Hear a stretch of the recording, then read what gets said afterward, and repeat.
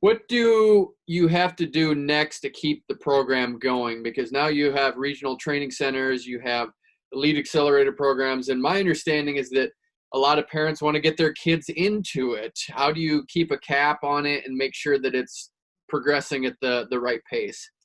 Well, I think there needs to be a coordinated effort between everybody. I think the colleges and the regional training centers and the OTC aspect of it all have to be on the same page. There has to be mutual agreement between what each role is and how each person is going to play that role.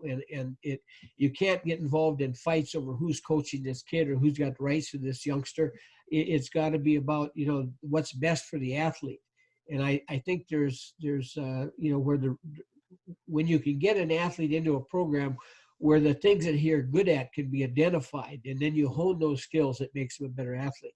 I don't think you make better athletes by changing them. I think you make better athletes by correcting errors or mistakes that you can identify that are what I would call fundamental, and then recognizing those things that make them special, those skills that they have that maybe are a little different than somebody else's, and honing those skills, enabling them to bring them into play when it's important. I always had something I used to tell the guys that, a champion has the ability to impose his will upon his opponent at his discretion.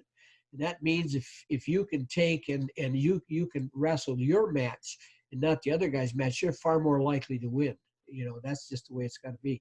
And that's the advantage of programs like that, is it helps identify those things, get that athlete on track and get him going. But it takes a coordinated effort between everybody. If it can't be a matter of giving up college to just be an international athlete. You got to find a way to balance both.